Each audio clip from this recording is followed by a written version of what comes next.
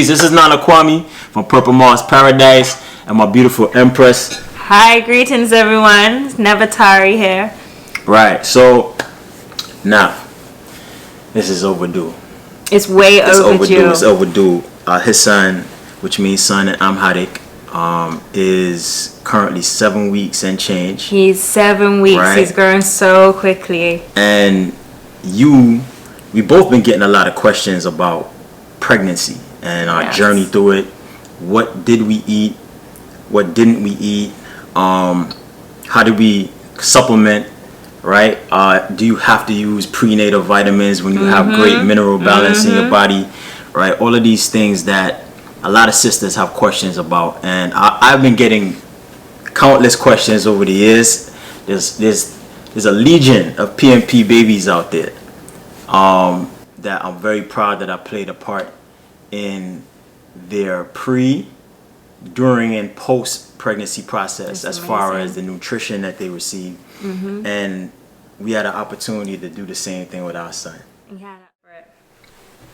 All right, so let's get into it. One of the primary questions that we both always receive, but you've been getting a lot from the sisterins, is what did you eat? What were you eating before you got pregnant, during the process, and afterwards, currently? So what I was eating was I was eating a lot of QUINOA dishes and FONIO dishes. They were my main base of food that I was eating. I was having that with like chickpeas and my lentils and so, but my FONIO was my go-to. It was my go-to in the afternoons, and it was like comfort food, right? It reminded it was like it reminds you of fufu. It reminds me of fufu so bad. Right. So I had remind me of fufu or pounded yam. Minus the starch though. Yes. Right. Yes. And one of the other great things about our Purple Moss Paradise FONIO is that we partner with a village in the Gambia that we get our harvest directly from them. And the reason why we decided to provide FONIO is because it has a very high amount of what they call folate. They refer to it as folic acid. And folate is extremely important in the developing fetus because it nourishes the brain and the central nervous system. And right after the integumentary system, which is your skin, that's when your nervous system starts to form. So it's very early in the process. So we made sure you was eating a lot of FONIO. Yeah. And what else? That was very good for his like mental development, just growing inside me in the womb. The FONIO, the QUINOA, I introduced during my labor. So that was pre-labor. I continued eating those same foods, but during my pregnancy now, I introduced a lot more healthy fats. So that included coconut oil, also avocado. I was eating olives, adding olives to my dishes. Yeah, and organic palm oil as well. Organic palm oil. I was making a beautiful stew. That was, I could have that right now. I was having a really nice stews really with the palm oil. Really so that was good. It was freestyling. Yeah, for sure. So, so basically what you're saying then is that your diet, your lifestyle, on that word, right? We're not eating to die, but your lifestyle didn't change much from when you start your pregnancy up until this very moment. It did not change much, my lifestyle. I continued to do a lot of my exercise that I normally do. So I was walking, doing a lot of walking.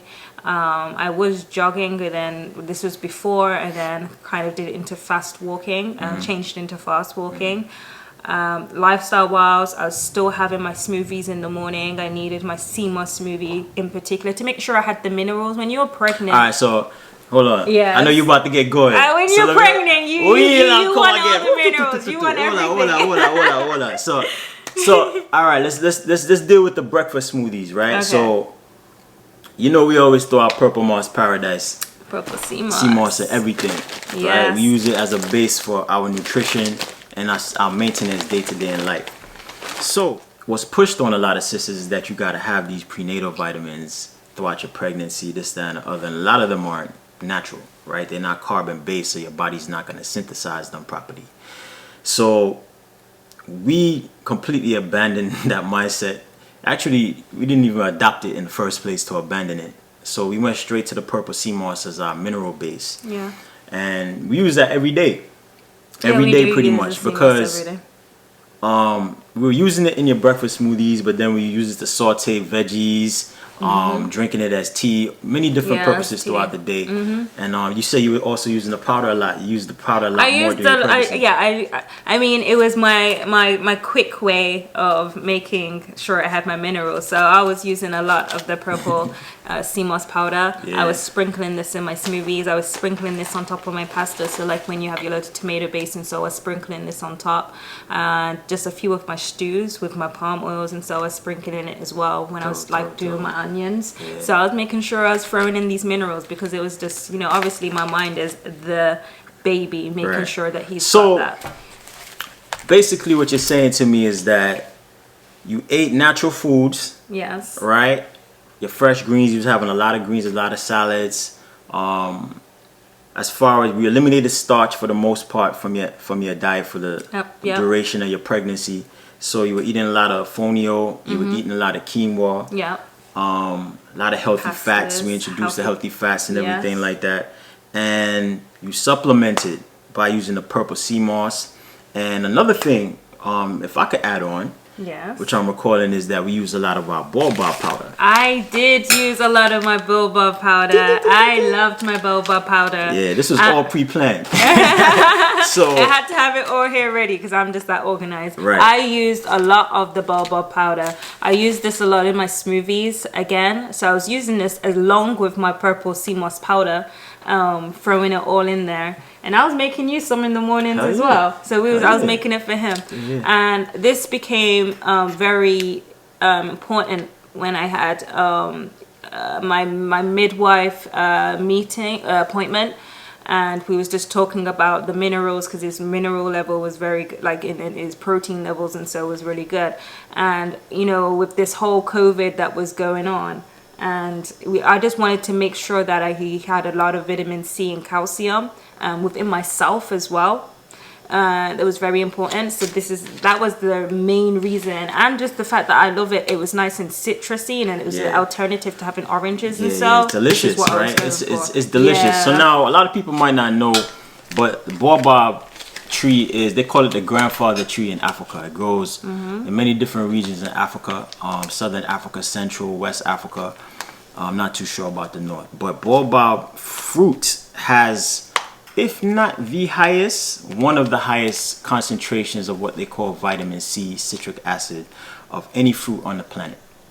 And it has a lot of antioxidants. People don't know that. It's a fact, right? And it's straight out of Africa, right? And it's a beautiful, beautiful flavor to it, because it tastes like citrus, right? The entire tree is medicinal, but this is a fruit. And this is part of the reason why we chose to provide it, is because we knew all of the benefits that it could have inside of our bodies. And it was really beautiful to be able to use this during your pregnancy, and knowing that you and our son, you know, is being nourished properly.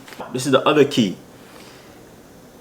Vitamin C, citric acid that you get from this, how it functions in the body is important.